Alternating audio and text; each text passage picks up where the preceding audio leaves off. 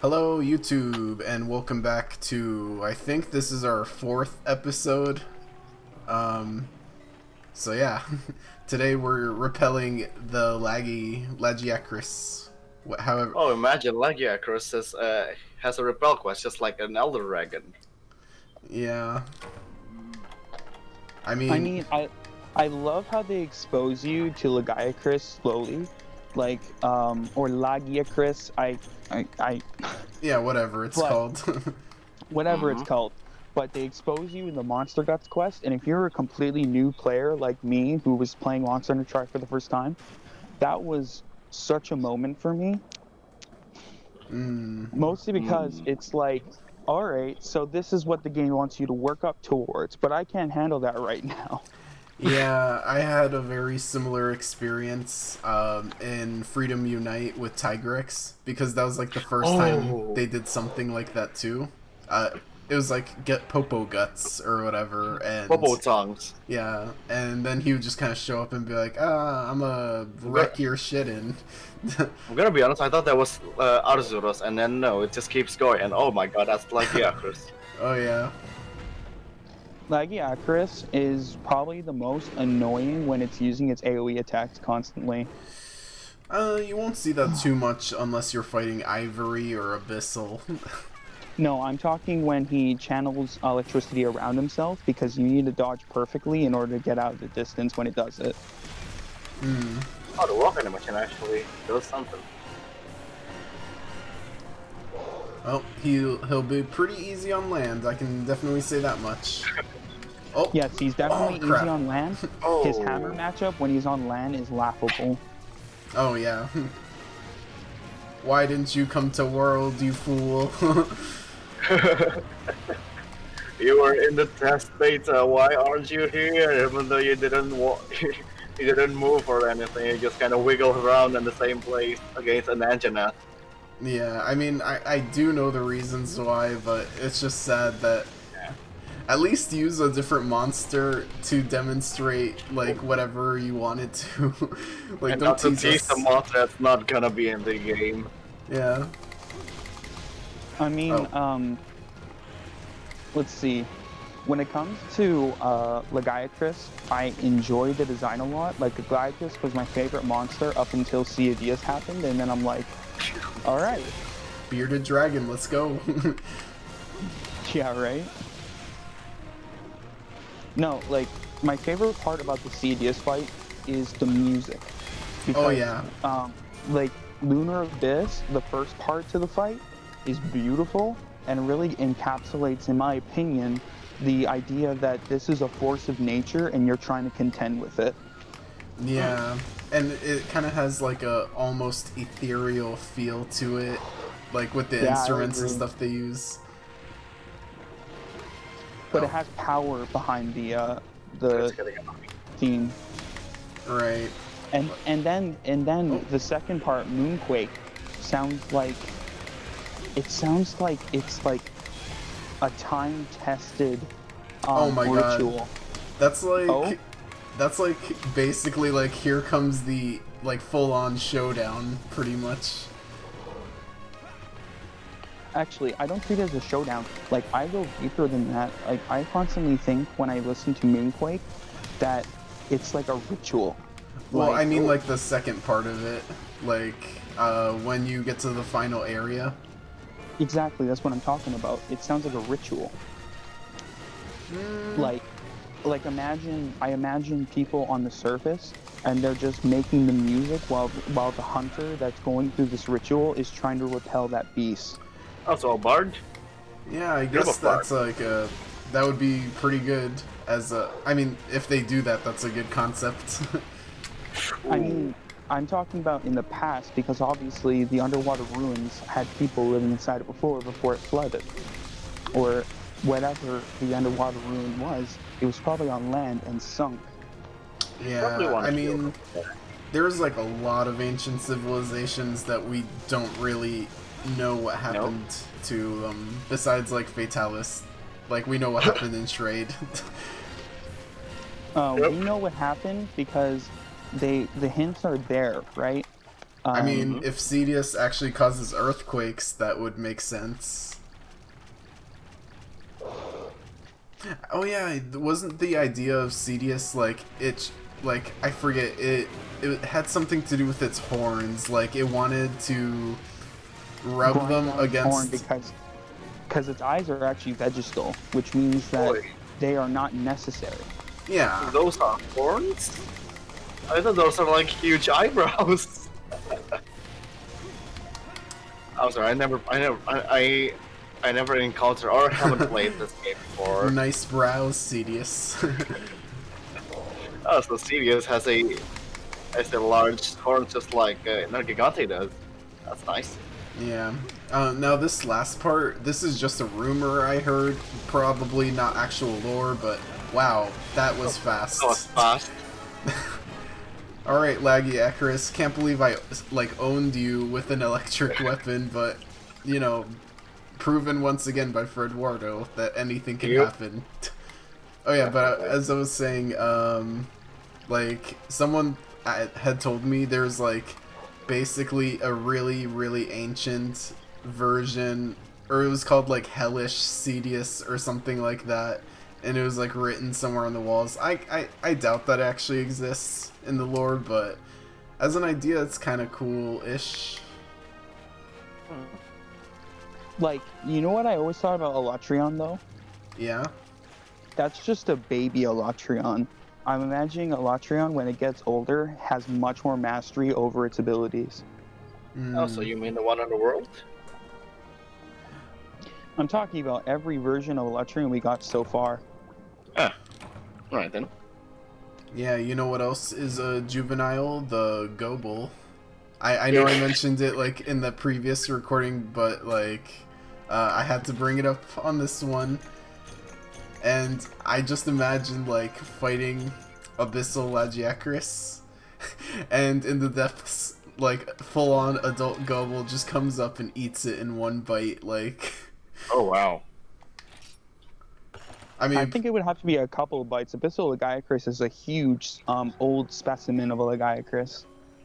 Hmm? I mean, it's not necessarily bigger than the normal variant, from what I remember, like, fighting it, but I will say this, Gobel's mouth is fucking huge already, like, big enough to swallow, I want to say, like, Hunter? I don't know, like, between small and medium-sized monsters, but, like, imagining it being, like, imagining that that's just, like, a baby, or, like, a really young species or whatever, like, God, I can only imagine how much bigger it gets.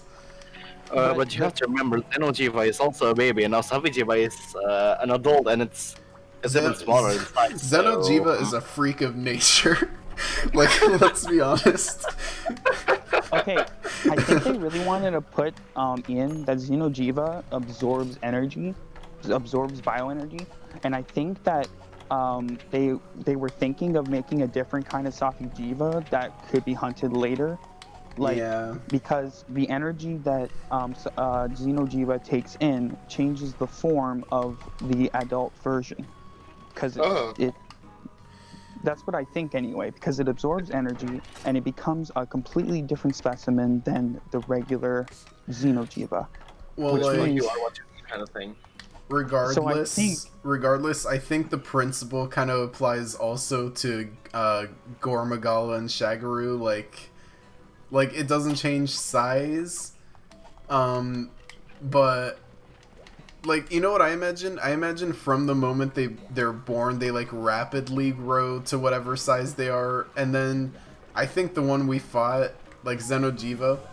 Yes, I know it was just born out of a cocoon, but, like, that shit literally triggered the moment you got near it, so, like, it was alive in that cocoon. Like, it was thinking and stuff, you know? It wasn't just, like, I don't know, it wasn't like an embryo or something like that, if that makes sense. I actually imagine that, oh my.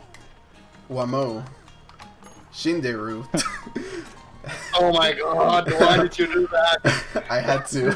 I'm sorry, I had to. Oh, real quick before we continue this topic, would you rather have me fight the Rathian or Giganox? Rathian's easy peasy. Giganox is a pain in the ass. Okay, pain in the ass it is. Oh my god. Alright then. Guess we walk right into that one. What I hate about Giganox, bro, is its design is cool. What it can do is cool, but in practice, it's annoying because it's like, I'm gonna hit you. Oh wait, you're gonna jump over there. Okay. I'm gonna run at you. Oh, you're gonna attack me with that move that requires perfect evasion. I see. Okay, and then it jumps again. The one thing that, or I guess two things that annoy me. One is more specific to G rank, is just like the amount of poison moves it has, or like its AOE is kind of hard to deal with sometimes. The other thing, like farming it, like trying to, because you have to break. On its head, it has like these glands or something like that, and in order to make some of its equipment, you have to like you need to fear some moss, so you need to specifically break that part. Yeah, like specifically either the head or the tail, but it's so hard to tell the difference sometimes, like unless you can see which moves come out of what end. Because I think the tail will lay eggs, but the mouth does not, unless it's baleful, but those aren't really eggs at that point. Yeah, they're just electrical charges. Or like weird fluid. Yeah, like weird conductive goo, I guess. Oh, there's our Roy. Yeah, the better Kazu. Yeah, better Kazu. Just like this game has better handler. Oh yeah, definitely. You know, I don't want to mention it too many times, but I gotta say it. Mm-hmm. Oh man. Oh man, that looks gnarly. Oh yuck. Kill it with fire, please. Welcome to Alien, the movie. Oh, look at him. Look at him. He's so proud of what he made. I mean, honestly, it does remind me of Alien because those little babies, they like latch onto you.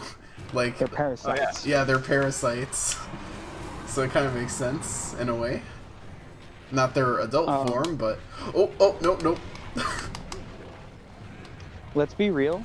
That AoE attack that Giganox does, where it creates that ball of poison and then like it goes up and goes down to spread it. Yeah. As a dual blade user, that is so easy to deal with because that lets me, number one, stand still to recharge stamina, and number two, get free attacks as soon as I know the timing too well, because I farmed Giganox at one point. Yeah, fair enough. Oh, yeah, it's also really weird. Whichever side it's using to attack has less armor than the opposite side. Like, it'll... Or no. Actually... When it gets angry, its tail becomes soft and its head is hard. But when it's not angry... Yeah. The head is soft and the tail is hard. Right. It took me a moment to remember. Oh, free hits, I guess. Yep. Can we agree that Baleful Giganox is basically old Kazu genes that express themselves in the Giganox offspring? So like epigenetics, kind of?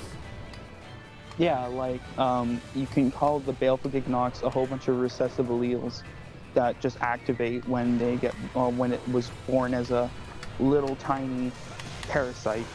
I mean, I do, like, that is reasonable. My only thing is, like, they're just so physiologically different. So, like, do you think somehow the traits just carried over along all that ancestry? Yes, that's what I'm thinking. Oh, okay. The Alpha Giganox would be a result of the recessive alleles that created the conductive or the charge-making organs in the Kazu, and it brings it over to the more fluid, fast, and powerful Giganox. Oh, Yeah. so you mean Kazu is just a recessive kind of monster that, of what Giganox is right now? Well, Kazu is his own species, so Kazu has dominant alleles, right? But when it went to Giganox, the electrical conductive organs were replaced with the poison ones. But I think that the recessive alleles are still there to create the conductive organs in an otherwise normal Giganox instead of the poison ones. Yeah. Oh, Yeah, real I quick, kinda can I remember just say, like, out of all the generic map battle themes, like, I typically love the ones in the Tundra the most. Oh yeah, definitely. It sounds great. Like, especially One of the in more 4 fun. Ultimate, like, Right. uh, Zamtrios theme, aka the Tundra theme, like, that shit was fire, even though Ooh. it's ice-based. Actually, I really enjoyed the Frozen Seaway theme too. Yeah. Like, I Ooh. wish they had a distinct theme for Zamtris, but, you know, I still enjoyed it, regardless of what it was. I don't think Zamtrios needed its own theme. I think Zamtrios was like not so generic, but at the same time, like he's a laughable entity because of when he goes into his big bubble form. Okay, yes, that part is funny, I admit, but as a design and Bit of it. as the way the fight goes, he is, I want to say, my favorite, like, normal monster in 4 Ultimate. Mine is Nursila. Oh, yes, yes. Okay, I would probably say Nursilla is, like, my second most favorite. Celtis Queen makes me want die. Celtis Queen is good for a bug fight, you know, and by bug standards, I mean the only other thing I have to compare is Queen Vespoid, and God knows how bad that is. I don't know, Queen Celtis is okay, like, it can be annoying sometimes, though, when all it does is charge at you. That's exactly what I was thinking this entire time. It's just how many times can you charge?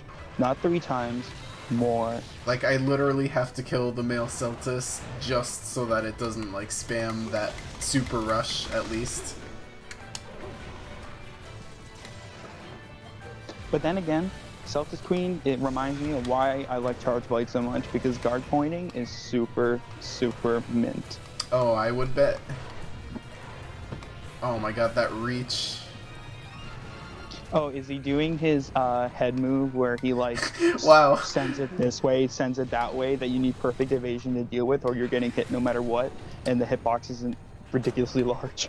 Well, you know, the audience would be convinced of one of two things right now. Either you're watching the stream or you're a psychic, so yeah, that is what happened. And no, I'm not watching the stream. I just played the game a lot, man. Yeah, like, I don't know, to me, I would say the only thing blocking me is my bad memory, but, like, other than that, if you told me anything about, like, how the fights go, I would probably, like, I could visualize it pretty much. Yeah, there you go.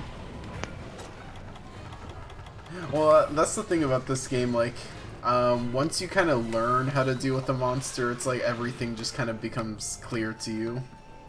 Is that what Monster Hunter's all about? Yeah. That's also why I constantly crave new content, because I'm like, I want something that I don't know, you know? Oh god, that poison cloud stays there for a while. I was thinking it was gonna, That's why you learn, you stand back, you see when it dissipates, and then lock that in your memory. Right, like, it was just that it, like, had already been there, like, a couple seconds, so I was just like, oh, you know... And it disappeared, of course, right after I rolled its way. Hey, That you're has to be getting really wombo unfortunate. comboed. Well, so far, not too much of a problem here. Although, it is taking longer than, I don't know, the other fights. Oh, I mean, first time I fought Giganox, it took me like 20 minutes, so yeah. Ah. You know what? Legitimately, I took the Kiripeka switch axe and made like a baker and moved my buns.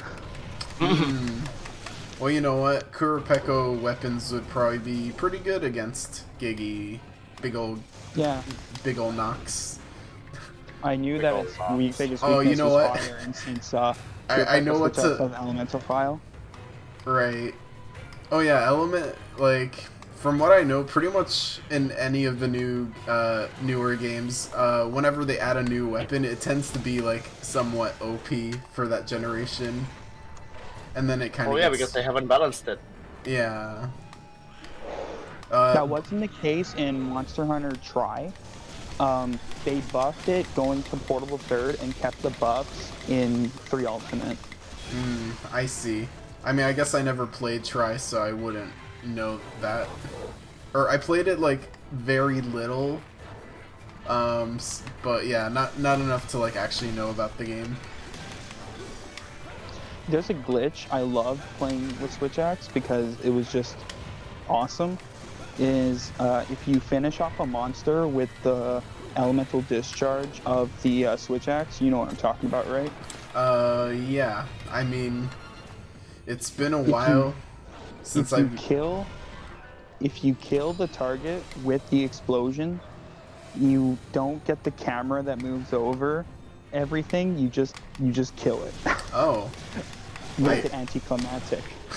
Yeah, I guess they didn't really like see it being an often occurrence. Maybe, I don't really know. I mean, I don't think they knew about it. Maybe. I do know what to call this episode now, though. and you're probably gonna hate me for the pun I'm about to make, but I think I'll call this episode the School of Hard Knocks, spelled, you know, N-O-X from Giganox. Can I leave? Hey, I'm just saying, you're the one who suggested last episode's title in an indirect way. Yeah, I think I fell for that.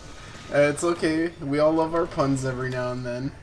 I mean, we hate them too, but that's kind of like the point.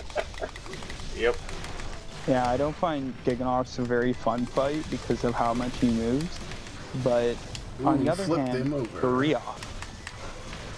Oh, I see. Barioth moves way more.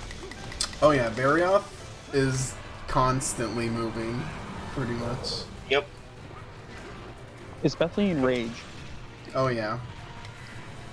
But like, the thing I like about Barioth is when you actually break its arm wings, it'll slow down, unlike Nargacuga or Tigrex. Agreed.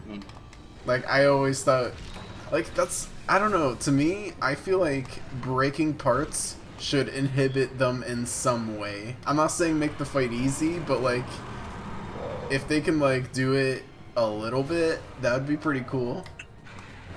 Like, it's like another sign of weakness, if that makes sense. Oh, if you want a tip for breaking parts on Giganox, I always found that dual blades were probably the most useful weapon because you can get under it and you start attacking the belly, and as soon as it's in the point that you want, which means you either want the tail or you either want the head, you break the belly, which flips it over and gives you free reign to do what you want. Oh yeah, like literally as you were explaining that, like that was kind of happening a little bit. Yeah. The tail just broke after you say the word break. Yeah, good timing on that, am I right? I don't even need to watch the stream. I'll just use my psychic powers, bro. Yeah, please do. That's apparent. Yeah, also, oh shoot, I don't, oh nope, never mind. Oh, close one. I don't know why, I feel like breaking the glands did, like, I don't know, I haven't broken its face gland yet, but if I remember, I feel like breaking it would reduce its poison or something like that. I don't quite remember. Well, number one, the suborgans that are responsible for the secretion of venom is inside its head, and it's also its entire body. I think its bottom half body is just like secreting venom through sweat pores, basically. Oh, yeah, I just imagined like all of the glowing purple parts that have like, you know, the sacs on them. Like I just imagined they're responsible for the poison. I would say they're more responsible for its heat-seeking vision. Oh, well, if that's true, and I break its head, I would not know how it's still able to track me. Right. I feel like heat, you know, especially in a cold environment like this, would be like a very handy tool for detecting things. But, you know, once that's broke, it's like, alright, what's your next best sense? I think it has a superb sense of smell and a superb thermal vision. So, like, Kezu on that smell part, and then the glands are kind of its own unique thing. Yes. Oh man, he just won't stop screaming. Yeah, I know, right? Hey, you should be happy. I'm taking care of your kids. I'm feeding them. That doesn't sound... I'm the one that takes care of child support, not you. All you do is just lay your eggs and then walk off for the rest of their lifetime. Mm-hmm. Yeah, Giganox is the worst being mother-father ever. Mother-father. Yeah, right. Yeah. Mother-father. I don't know why. I feel like there'd be even more aggressive species that are shittier parents than a Giganox. I'm just not At least thinking we know of that it. Rothian's a good mother. Oh yeah, Of course. Rathian is best mom. Mm-hmm. I think What about Gameths Diablo? are protective too. Oh yeah, Diablos probably. I mean, if Black Diablos is angry because it's trying to it's getting ready to be a mom, then I don't know what else. Imagine being so angry to be a mom. Well, I can only imagine. You kind of need to kill them. Oh, wait. wow, alright. I forgot. How do I break out of these? I'm mashing buttons. I don't know what's... Use your movement stick and circle it. Oh, okay. Oh, and it poisons me at the end? Wow. Okay, I gotta say... Well, this is my first retreat. Oh, you almost died over there. Oh, I didn't have to Cha-Cha. retreat. Yeah, Cha-Cha had my back. Oh well. Mm-hmm. Now I look like a coward. Against Giganox. Hey, Yeah. come on. Even Sun Tzu knew the qualities of retreating and accepting your losses. Yeah, Oh, lovely. that's true. And hey, worst case scenario, that was like a 5-second loss. Instant gains. Right? Right. I will Oh my say God, though, he's being annoying. I thought You like... know what? I'm gonna start bringing up Sun Tzu quotes as you're playing. Oh boy. Oh, okay, this poison is like staying quite a while. Mm-hmm. I really thought I would have broken its head glands by now.